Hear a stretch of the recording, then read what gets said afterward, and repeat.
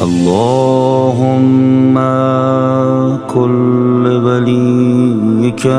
الحجة ابن الحسن.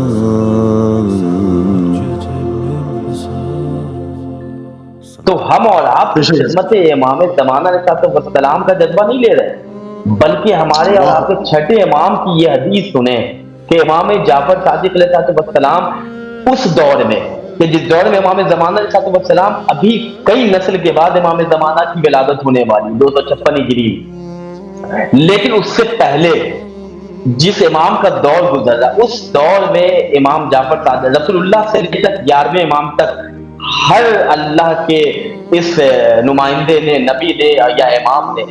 ہر زمانے میں اپنے وقت کے لوگوں کو امام زمانہ علیہ السلام کے حوالے سے متعارف کرایا ہے، امام زمانہ علیہ السلام کے حوالے سے بشارت دی ہے، خوشخبری دی ہے کہ ایک آنے والا آئے گا، جاء الحق زهق الباطل ان الباطل کان زهوقا، حق آ گیا باطل چلا گیا، باطل کو تو جانا ہی تھا۔ تو امام جعفر صادق علیہ السلام نے بھی امام زمانہ کی خدمت کی تمنا کی۔ اللہ اکبر۔ ہم واقعی اگر اس دور میں امام زمانہ کی خدمت کر رہے ہیں تو 2 رکعت اللہ کی بارگاہ میں نماز شکرانہ پڑھیں کہ یا اللہ تو نے یہ فضیلت ہمیں عطا کی، کہ جس کے متعلق خود امام جعفر صادق علیہ السلام ارشاد فرماتے ہیں،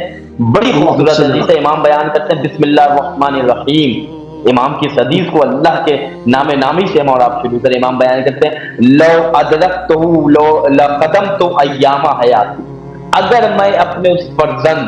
امام زمانہ علیہ السلام کے متعلق امام صادق علیہ السلام بیان کرتے ہیں کہ اگر میں قائم کے زمانے کو درک کر لوں تو میں اپنی حیات کو اس کی خدمت کرنے میں گزار دوں۔ اللہ وقت کا امام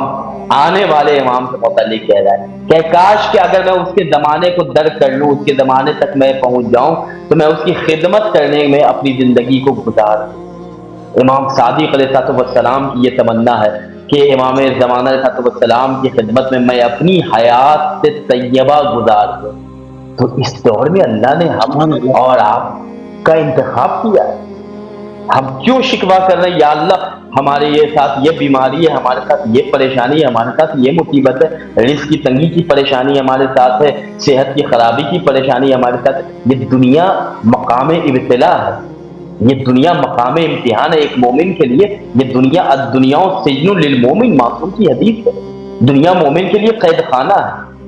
اس قید خانے میں ہم آرام کیوں طلب کر رہے ہیں، آرام کیوں ڈھونڈ رہے ہیں؟ اس دنیا میں ہمیں اپنے اللہ کی معرفت حاصل کرنی چاہیے۔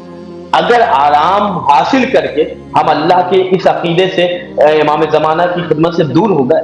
تو اس کا مطلب یہ ہے کہ یہ راحت ہمارے لیے راحت نہیں بلکہ آفت ہے۔